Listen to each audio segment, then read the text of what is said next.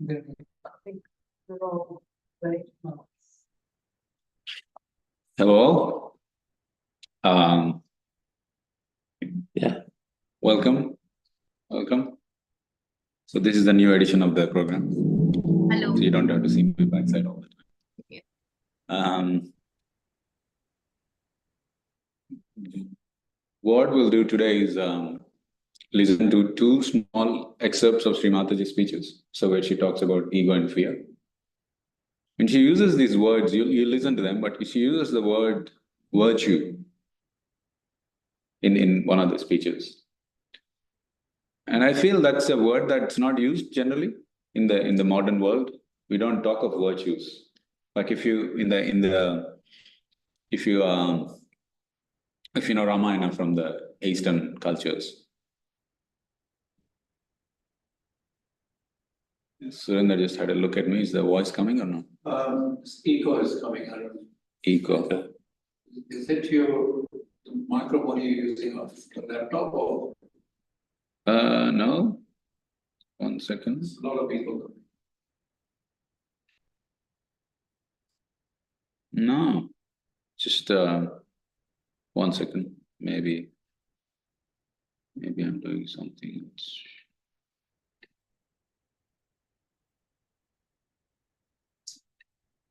Is it any better, Surendra? No. No? It's only one mic we have.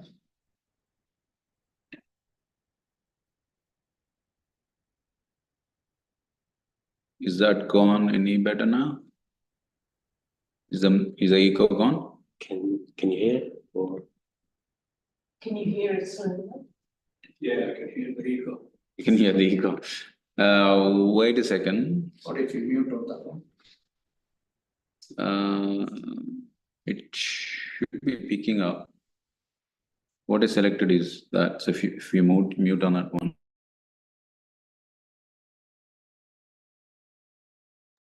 Being unmuting. How is that now, Surendra? How's it, Surendra? better? Worse? Better? Yeah, little bit better. Okay. So one of the things that Shri Mataji is talking is about virtue. So I was saying in the Eastern cultures, if you talk about virtue, one of the characters that comes to attention is Sri Ram in the Ramayana. So they call him the personification of virtue. But we don't talk about it because they're so fundamental to our existence. And interestingly, in Sahaja Yoga, we have deities managing each of the energy centers. And he is situated in our heart. And that is where we gain our virtues from. The reason why it is interesting, those words, virtue is one word, meekness is a word that comes in the Bible. What's that quote? Do you remember about meekness? Do you mean the phrase? Yeah. The meek shall inherit the earth. The meek shall inherit the earth. So, and these words are very special words in the sense that in the current, have you ever heard in the last, I don't know, 1 year, anywhere where they speak meekness as an important virtue? So meek usually is seen as weak in the modern world. But that's not what Jesus said. So when he says meek shall inherit the earth, obviously he's not talking about weak people inheriting the earth. So I think what he's saying is, if you're strong and humble, that's what makes you meek. So it's quite important to understand those virtues, because one of the speeches where Shri Mataji is talking about the fear, you can pump up yourself saying, I'm not afraid, I'm a brave person. But when stuff hits the fan, you don't remember all that pep talk that did to yourself. It can only help you if something about fear has changed within yourself fundamentally. And that is the heart center. So it's like another thing that we're talking about. If you're worried about stress and then you're sleeping and listening to relaxed music and watching violent movies to release stress, it just doesn't work, because Because as long as our spirit doesn't connect to the all-pervading Supreme Spirit, we will feel stressed. We will feel fearful. So the idea, what Sahaja Yoga gives is that you don't go and start addressing the symptom. You go out to the cause, which is the energy centers. And once, because of your self-realization, when these energy centers become stronger and stronger, those symptoms automatically go away. So in multiple speeches, Shri Mataji talks about people dropping all their vices like that. It's not like, oh, today I have this vice, let's say alcohol, or today I drink 1 bottle, tomorrow half, after that 100 ml, 5 ml, 1 ml. It just doesn't work like that. Because when you're meditating and your kundalini fixes up the energy center, which is the nabi, you automatically leave the thing that is not good for you. And all this can happen by simply being humble and requesting your self-realization, which we'll go through. But before that, let's listen to Shri Mataji's speeches. So you might have to move away.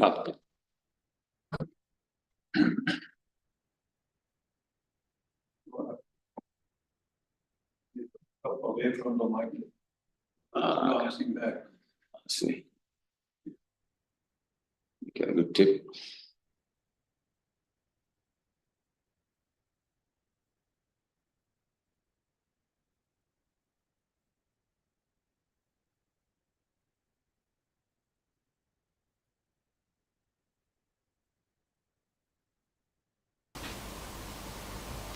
So these three things are to be achieved. We would put it in a Sahaja Yoga way like this. First of all, Dhammam Sharanam Gacchami. I surrender myself to my virtues. All desires can be surrendered to your virtue. Is it virtuous to do like this? You can. If you are brought up that way, you will just not do it. You will have no desires to do something that is not virtuous and righteous. You will just not do it. So, Dhammam Sharanam Gacchami. Then you should say Buddham Sharanam Gacchami, means I surrender myself to my enlightenment. This is the second state when you are ascended. Surrender myself to enlightenment. Enlightenment that I have got to my spirit. Is the spirit who is going to guide me. No more my physical, mental, emotional, nonsensical temptations. But what is the spirit? And thirdly, the Sangham Sharanam Gacchami, to the collectivity, to the whole, to the Virat.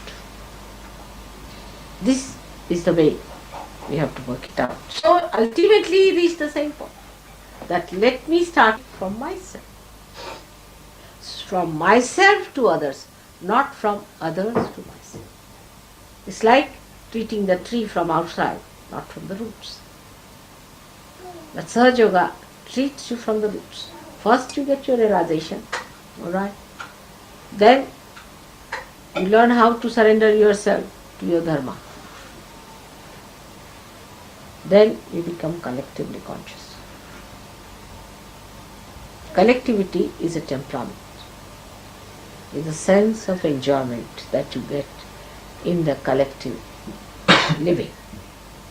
Unless and until you have that, you are not achieved.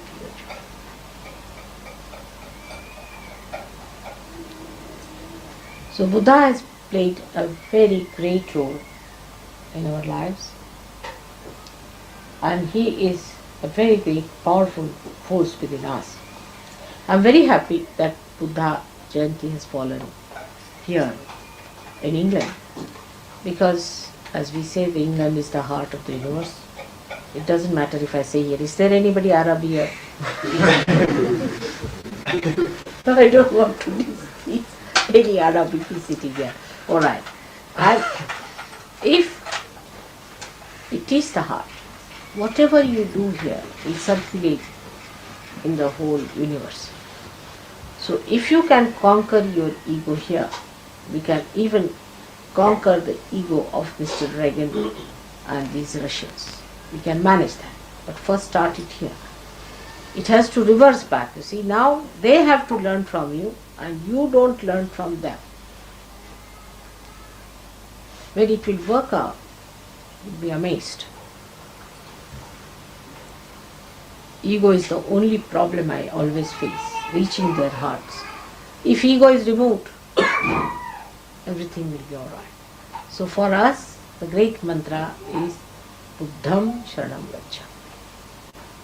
These three mantras you must say every day, I think, to get rid of this horrible ego.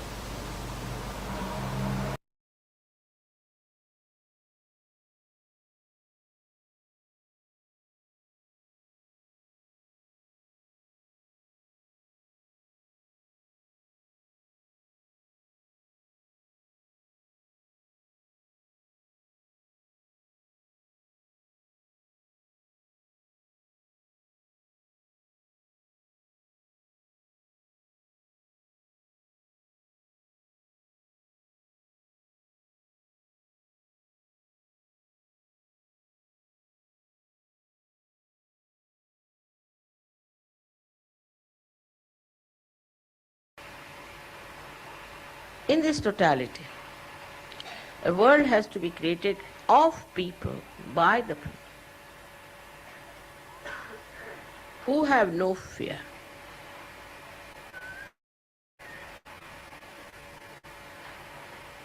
This fear has to be. Behind all this nonsensical nervousness is fear. So for that, what she does is to give Abhaydan. Under her protection, you are beyond fear, you are protected. But if you don't want to believe in yourself, and you don't believe into her protection, then nobody can help you. Because everything is mythical for you. In every venture that we take up, we should not have any fear, because God is with you, is a fact, is the truth. You just try. But when you try through your ego, you fall into the trap of fear. I have seen egoistical people are the most frightened people and panicked, because they panic others, and so they think they can be panicked one day. When the English were here, first of all, in India, we were all frightened of them. Now, I see that in England, every English family is frightened of others. They'll only open a chink of the door to see who is there and shut it. They're so frightened. I'm surprised they are the same English who ruled us here. And we were so peevish before them. And now they are the ones who are frightened of us. Because when a person who is egoistical tries to dominate others, he sees himself in the mirror and thinks that the other person will dominate. That's how this fear creeps into our minds, and we start getting all kinds of these stupid tantrums out of this mythical fear. The fear is created by our ego. A person who has no ego, he'll have no fear, because he has not harmed anyone. Why should you have any fear? And such a man or such a woman will be looked after by God, because God takes over. When you surrender your ego to God, He takes over. But those who have ego, He says, all right, go ahead. Use your ego, try to protect yourself, cut your throat. That's what it is. So when I talk of total benevolence, I am talking about your own total benevolence. So first is the fear, which should go out of your mind completely if you believe in the Almighty God. We'll say, you are Almighty God, you are Almighty this thing. It's all lip service. If you believe that God is Almighty and you are connected with God, then why should you have any fear of anything? But when we say don't have fear, another extreme comes up. We don't have fear, we can do what we like, we can perform everything ourselves, we need not tell anyone. You have to tell God whatever you are doing. You have to take permission, you have to inform in His darbar, in His court, that, sir, we have you are thinking of doing such and such. But you think you are God. You are not. And that's why the another part of non-fear is this kind of an arbitrary behavior, which is very dangerous for Sahaja Yoga, for yourself, or for everybody else.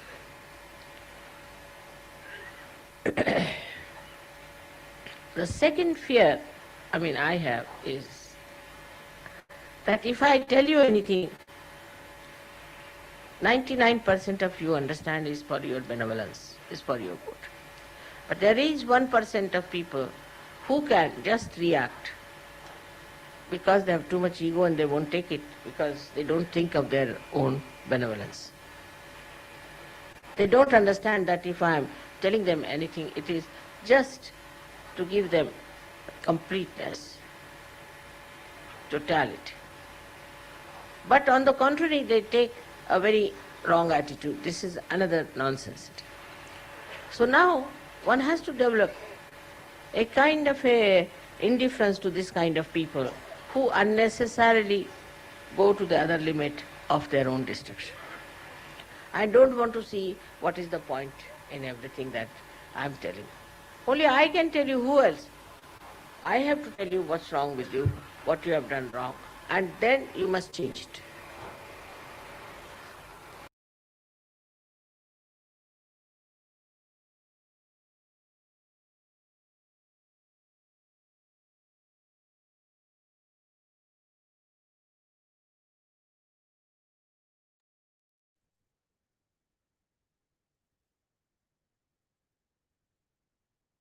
For all that to happen, we need to have our self-realization. Chetan, if you can walk us through that. Yeah, easy. So just get yourself in a comfortable position, feet on the floor. You can take your glasses off. And it's just kind of run through raising up the Kundalini from the base of the spine to the top of the head. So if you just put your hands on your lap, close your eyes, and then with the right hand, just place it on the heart, so just on the left side of the chest. Come on.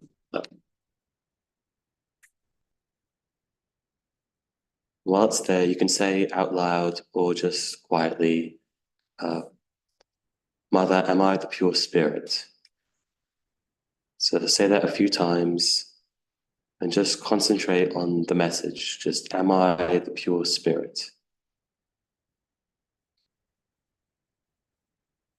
Or the pure virtue, if that helps.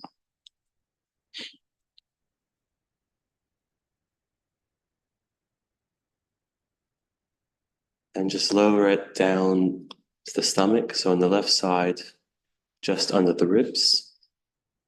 And here you have to ask, Mother, am I my own master? So am I in control of myself?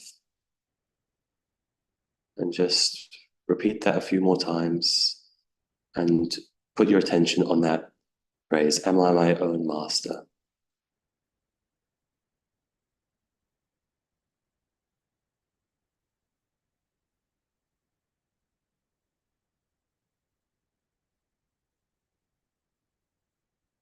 And then just drop your hand down again to where the torso kind of meets the leg on the left side. And here ask, Mother, please give me the pure knowledge, so the pure understanding of the self. So please give me the pure knowledge.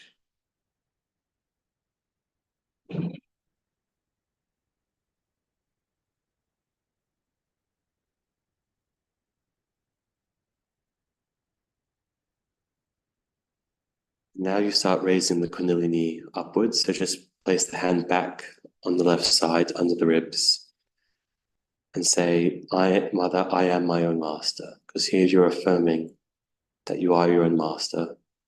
You're drawing up the sort of inner spirit through that chakra, that you are your own master.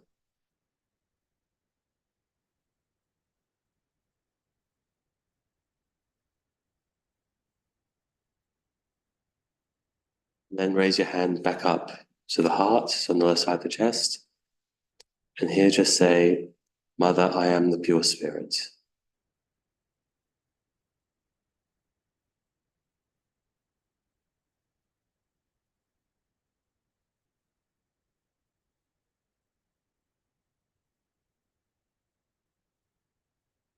Then we just go to the neck, so the left side of the neck, and just tilt your head a bit to the right side, so it's better exposed. And here, because we carry a lot of guilt on the shoulders, a lot of pressure, just say, Mother, I am not guilty. I'm not guilty of anything. Because until now, until you had knowledge of the self, you didn't know what you're doing, so I am not guilty.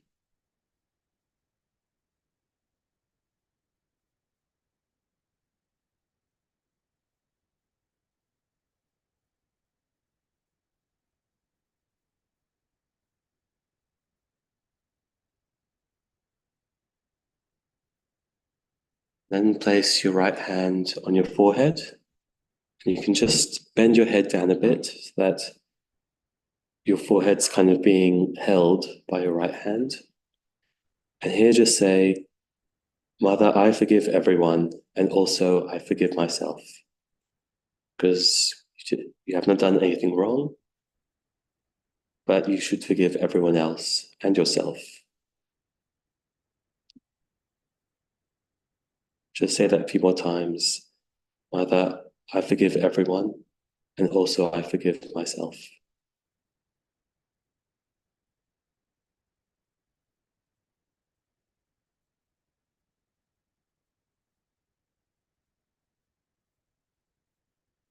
And then place your right hand on the back of your head. Just tilt your head back, just upwards a bit to the ceiling. And here just say, Mother, if I have done anything wrong, then please forgive me. So just affirming what you said before, that you forgive and forgive others, but if you have done anything wrong, others should try and forgive as well.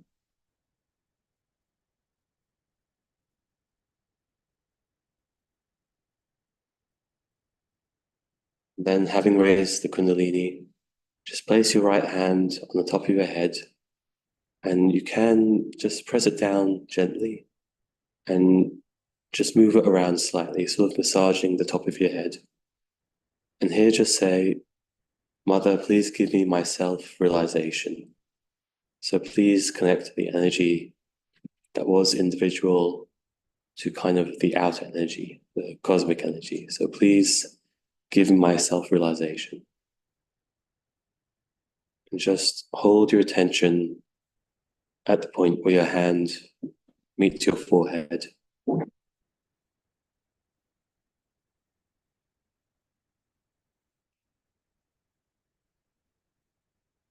then just raise your hand slightly off the top of your head and just see if you can feel anything. There can often be a cool kind of breeze or a warm one. Just see if it's there. You can move it around a bit to try and establish where it is. And just to test as well, just place your right hand down. With the left hand, just place it up the same kind of area and see if you can feel it there again.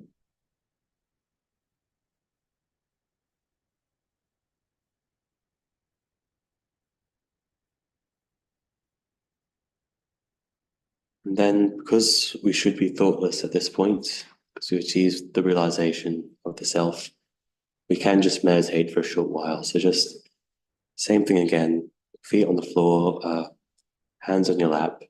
You can close your eyes or keep them open. You're just trying to capture the sense when you were at the top of the head. So just thoughtless, without reacting to anything.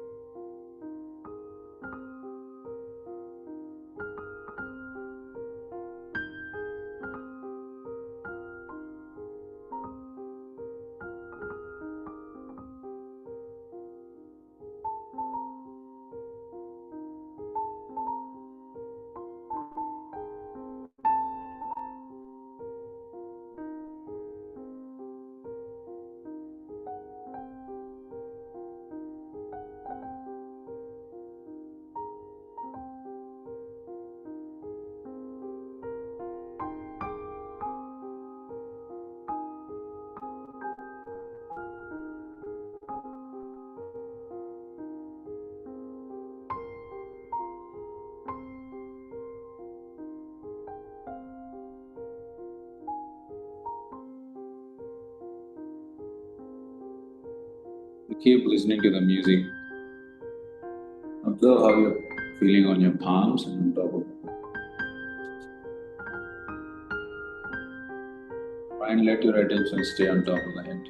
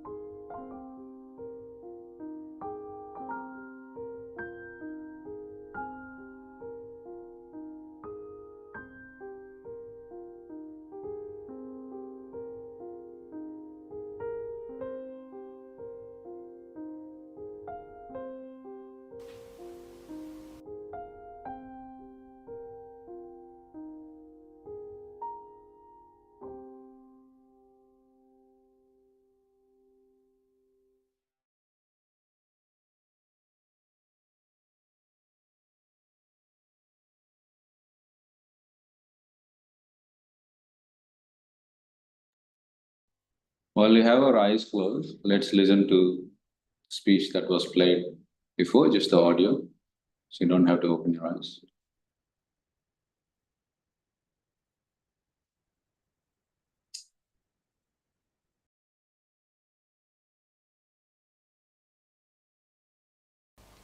So these three things are to be achieved. We would put it in a Sahaja Yoga way like this. First of all, Dhammam Sharanam Gacchami. I surrender myself to my virtues. All desires can be surrendered to your virtue. Is it virtuous to do like this? You can. If you are brought up that way, you will just not do it. You will have no desires to do something that is not virtuous and righteous. You will just not do it. So, Dhammam Sharanam Gacchami. Then you should say Buddham Sharanam Gacchami, means I surrender myself to my enlightenment. This is the second state when you are ascended. Surrender myself to enlightenment. Enlightenment that I have got to my spirit. It's the spirit who is going to guide me. No more my physical, mental, emotional, nonsensical temptations. But what is the spirit? And thirdly, the Sangham Sharanam Gacchami, to the collectivity, to the whole, to the Virat. This is the way we have to work it out. So ultimately reach the same point, that let me start from myself. From myself to others, not from others to myself. It's like treating the tree from outside, not from the roots. That Sahaja Yoga treats you from the roots. First you get your realization, alright? Then you learn how to surrender yourself to your dharma. Then you become collectively conscious. Collectivity is a temperament. It's a sense of enjoyment that you get in the collective living. Unless and until you have that, you are not achieved.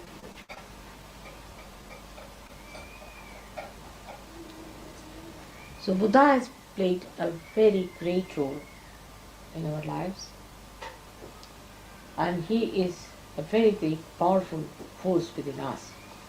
I'm very happy that Buddha Jayanti has fallen here in England, because as we say, the England is the heart of the universe.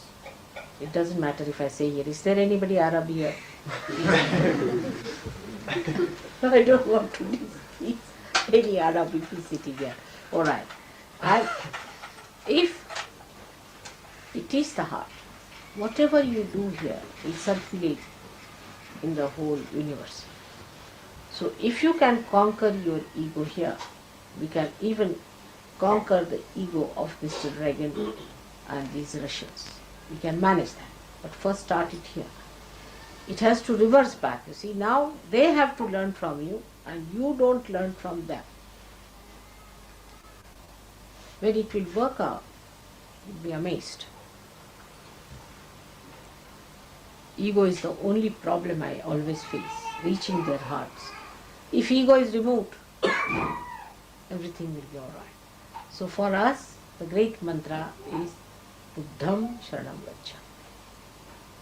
These three mantras you must say every day, I think, to get rid of this horrible ego.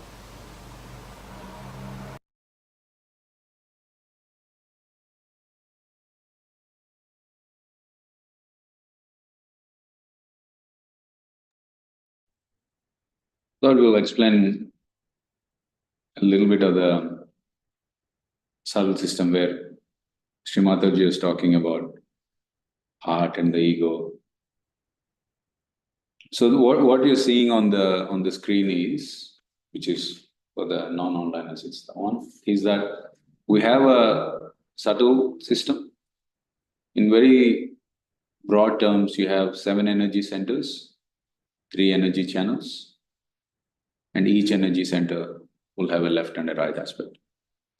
So each energy center would be governed by 3 deities. So when Shri Mataji is talking about Buddha, so on the subtle system chart, you see the yellow bit on the chart. So that is governed by Buddha. So when Buddha came, he helped us. He taught us how to forgive. So we take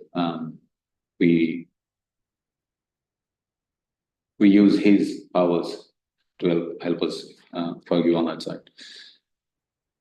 So I thought this is a sort of simpler way to explain the interaction between ego and heart. So heart, I think in the general sense, heart gives us security. Now, if it is off, so for example, if your heart is weak, then your risk tolerance goes very low. So you would not talk to anyone just in case they might end up being a murderer. You start looking everywhere. So, oh my gosh, I don't want to talk to this guy. Could be dangerous. And if your heart is like overconfident, you will go and try to tell somebody like super drunk to not drink. The guy might hit you with a bottle. So your understanding of what is too risky and what is not risky is quite messy. So you end up making wrong decisions all the time. Ego is quite easier to explain.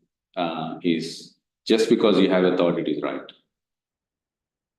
You might hold a hair and say it has 3 legs. It has 3 legs. Even though the whole world is saying it has 4 legs. Actually, how many legs does a hare have? 2 legs, yeah. A rabbit has 2 legs? 4? 4? Yeah, 4. See, like a knowledge. So that is one. And then I thought of the interaction between ego and heart. Some people that we know are going to have gone to Uluru. You know how the First Nations people keep telling everyone, hey, this is a sacred place for us. Don't walk on it. It's quite risky also to walk. A lot of people die. So the combination of ego and lack of fear or existence of it is, you're so egoistic, you don't even understand that it is number one, you don't understand that it is sacred for some people, so you would climb anyway. Number two, you put yourself at so much risk that you start climbing there and then while there is a whole lot of evidence that people have died while climbing. So that sort of interaction is probably common in the modern world. Same thing, bungee jumping and jumping off the Everest as well. Mount Everest. The whole Eastern people say that, that is the seat of Lord Shiva. You have to walk it. What? Because you want to take a selfie and send it to your 100 other people in your network, who probably see other 100 selfies and don't care about it anyway. But you sort of convince yourself of being important. That's another good example of ego. So if you can find your own examples in your life where people do this. A simple thing to do is get your self-realization, meditate on a regular basis. You'll manage it. I mean, I don't think it'll 100% go away, but you'll manage it much better than the usual. So that's that. What we could do is work on the ego and the heart center today. So that means we just have to do some little things. And then we could also clear the left and the right channel. So the left channel is the manifestation of a very unbalanced left channel is that you end up in depression. Like I was saying last time, any simple thing that happens, you step in an ant, you're depressed. You miss a bus, you're depressed. Your wife tells you off, you're depressed. Your mom tells you off, you're depressed. So everything just ends up in depression. And then the wrong manifest or the completely unbalanced manifestation of right channel is that extreme aggression. Aggression, I think we have hundreds of examples, like being angry at all sorts of stuff, inability to listen, and so on. There is this nice quote I saw. So Shri Mataji talks about realized souls, and one of them is C.S. Lewis. So he says, gratitude looks to the past, very good, and love to the present. Fear, is it avarice? Is it avarice? How do you pronounce it? Avarice. Avarice. Fear, avarice, lust and ambition look ahead. That is the future. I'll repeat that. Gratitude looks to the past and love to the present. Fear, avarice, lust and ambition look ahead. That pretty much explains the overactivity of the right channel. So let's put both our hands on the lap. Now perhaps you can show us how to raise our Kundalini and take on it. Oh, yeah. 1 second. Yes. Okay, so, yep, fairly simple process, just at the beginning of every meditation. So hold the left hand still and just raise it up while the right hand just makes a small revolutions around it, upwards, kind of carrying the Kundalini to the top of the head, where you just tie a knot, no particular style, then go down and just do it again. But the second time, when you get to the top of the head, just tie it twice. And then the third time, yeah, you just tie it 3 times once you get to the top of the head.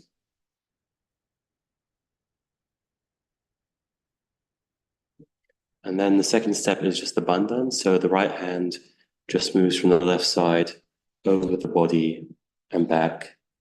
And you just do this 7 times. Because just like we got the 7 chakras opened up, this kind of helps protect them from anything in the air, kind of.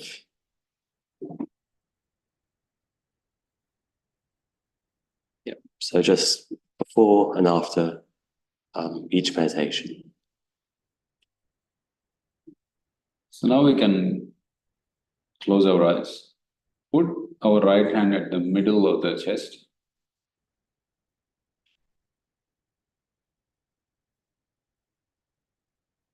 And here we say, Mother.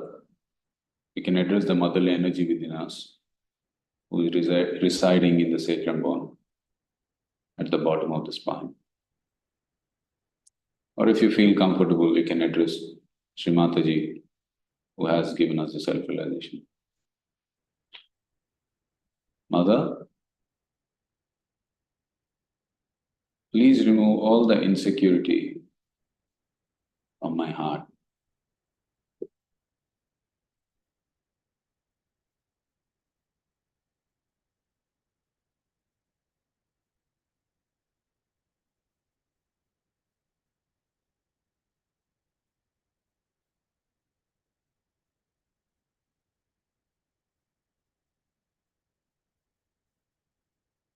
While your hand is on in the middle of the chest, take a few deep breaths. Breathe out slowly. So the air that we breathe is an element that clears this energy center quite nicely. So you can take deep breaths, hold them, release.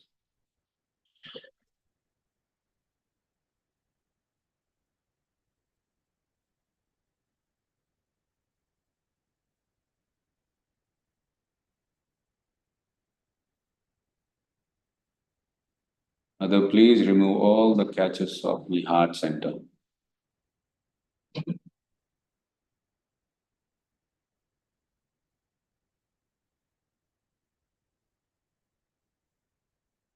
Mother, please bring my heart into balance. We know the heart is on the left side. In Sahaja Yoga, say the center heart is in the middle and the left heart in the right heart. Say, Mother, please bring balance to my heart.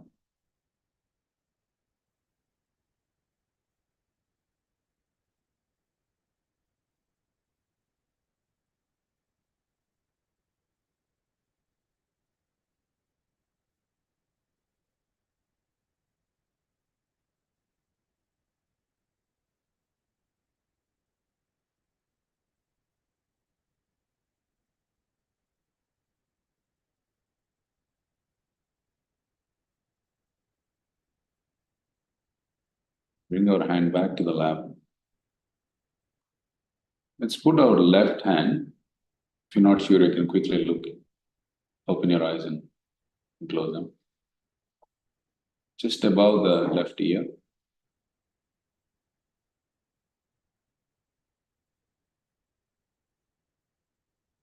This place where you put your hand now,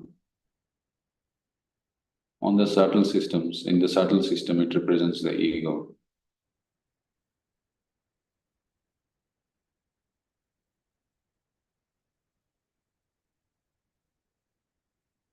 Mother, please remove all the toxic effects of my ego.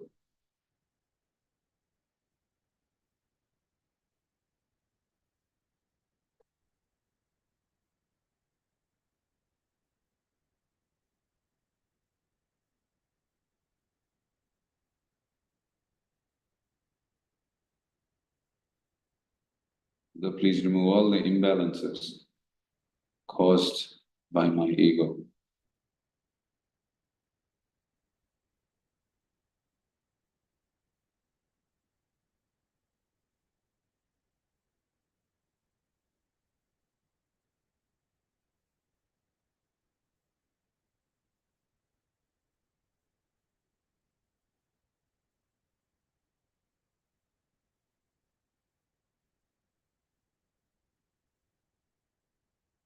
Bring your left hand to the lap. Now place the center of your right palm on top of your head. Press it down. Pay attention to that place where you are touching. It's called the fontanelle bone. After your self-realization, strands of the Kundalini at the base of your spine travel through each of the energy centers towards the place where you are touching now.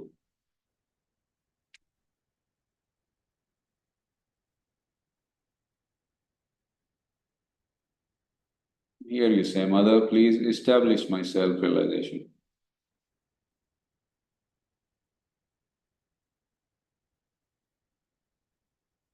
When you're ready, you can bring your hand back to the lap, but let your attention stay at that point.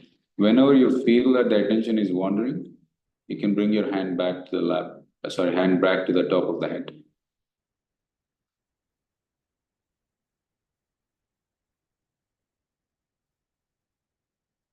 Just keep your eyes closed.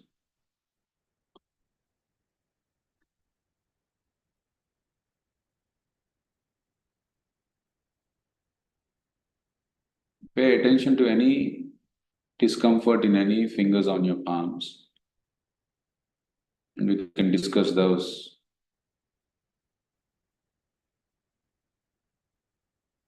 the end of the session.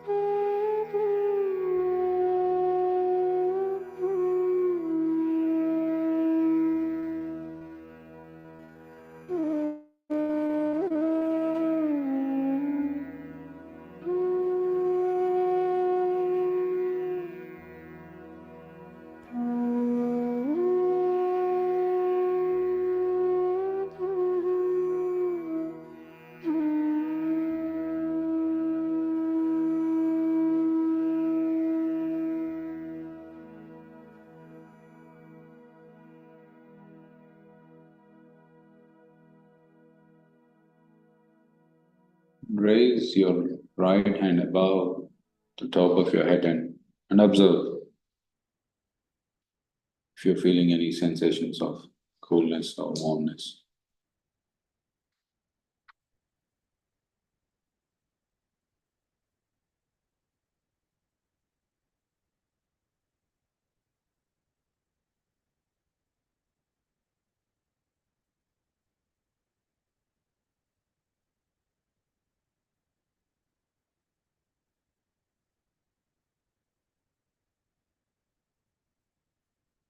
We can finish off by raising our Kundalini and taking the protection around us, like Chaitanya showed before.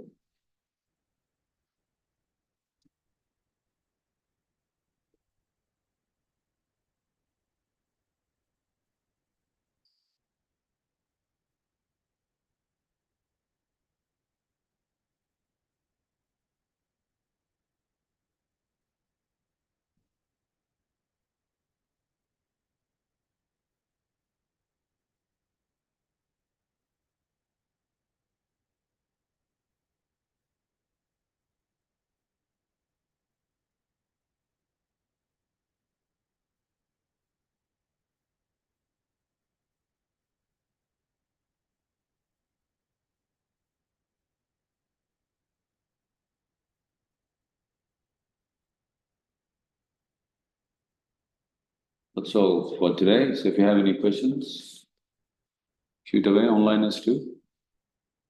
My ring finger and small finger. First degree warm up. Ring and small Yeah.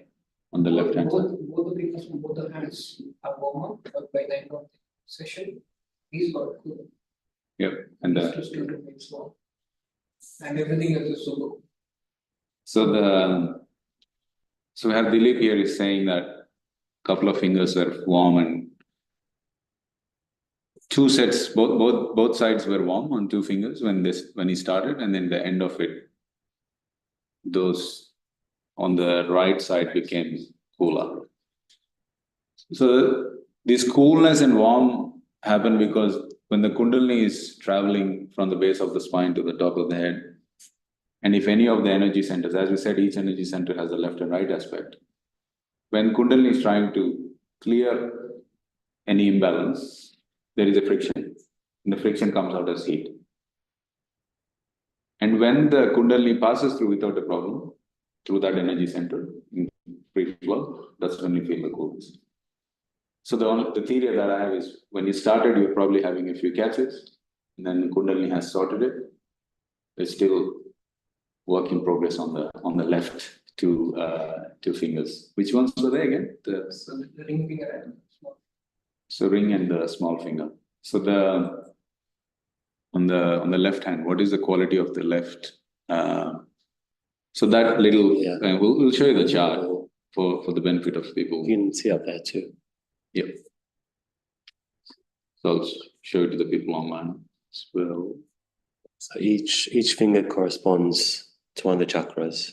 So number 4 and 6 is the thing. The aspect of the left aspect of number 4 is insecurity, lack of confidence. Generally, so it's probably unnecessary to go into the depth of where it is coming from. Usually creates a headache, and you'll be catching on number 6. So you said number 6 and number 4. So 6 is the left aspect is the superego. That usually is called the conditionings. So it depends on a lot of things. Different cultures have different kind of conditionings. Things like isms are usually linked to conditionings. The racism, that's one thing I can think of. Any other ism that you can think of? Mostly stuff about the past, usually stuff you might be holding on to, or that's holding on to you. Habits. Habits. Like, what was that example Shri Mataji was giving, If you're, as a South Indian, if you really like rice, that's, give it up for a few days. If you're an Italian and you like pasta, give it up for a few days. That sort of thing. You know, so, like we know, and some people cannot eat without a certain thing, for example, that you can call it conditioning. I have to have ghee every single day, for example. I don't, but that sort of thing. So they, it's not like you're going to die if you don't leave that conditioning, but it is usually an indication of going a little bit inside and introspecting. Oh, is there anything that I'm catching on too strongly? So that's how you can do it as a full sort of cycle. Only feel a catch, what it is. The other thing is in your meditation, once you decode that finger, so let us say, what were you saying?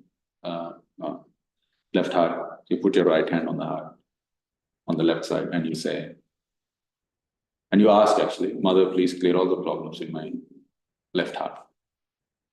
The other one, that one flips here. So then you put your right hand, say, Mother, please clear all the problems on mine. If you remember, it's Agnya Chakra. If you remember, you can just call it. If you don't remember, you call number 6, and it'll be fine. So that's the sort of feedback mechanism you can use on a daily basis to help yourself. You got anything, Ravi? I didn't feel any warm, but I felt it was a bit tingling sometimes. Yeah. The hands or the legs? The fingers. Because if you say the feet, that's because not having socks. But if it's hands, yeah, just tingling in a warm sense or in a cooler sense? Like, I didn't feel any warm or cool, it was just tingling. What would that be, Kulshan, you think? Again, as it clears out, it creates, as I mentioned, friction or just clearing process causes tingling sensation, different sensations. It's clearing them. And perhaps a good foot sort might help. Yeah, and also when I was doing the 4-round weight, my right hand was really warm. Just doing that. Yeah, right. Without getting into the detail of, your whole private life, perhaps that's an indication that there's somebody that you need to forgive that's bothering you. It's very, forgiveness is a very powerful tool, which we, also forgiveness is like, it's little things can also affect, like, you're getting out of your house. You can't find the keys. It happens to me all the time, or wallet. And then you're really irritated. You're probably not forgiving yourself, or I don't know, when I forget my wallet, I usually try and forgive my wife. But so it could be anything like that. So those little things can also affect. But it is good to go inside and think, is there anyone that I'm really holding on to not forgiving? I know, the guy who interviewed you and you should have gotten the job, you didn't get the job. That's what I'm worrying about at the moment. So that sort of thing. So it doesn't have to be this earth-shattering thing that you have a grudge against. It could be some little things like that. Yeah, as Gulshan said, foot soak. Keep meditating. Keep meditating. So cleansing, the cleansing is cleansing, right? But then you have to fill up the void that's caused by the cleansing. What do you fill it with? And so if you meditate, then you're filling it with good vibrations within yourself, which is strengthening yourself. So there's 2 aspects to it.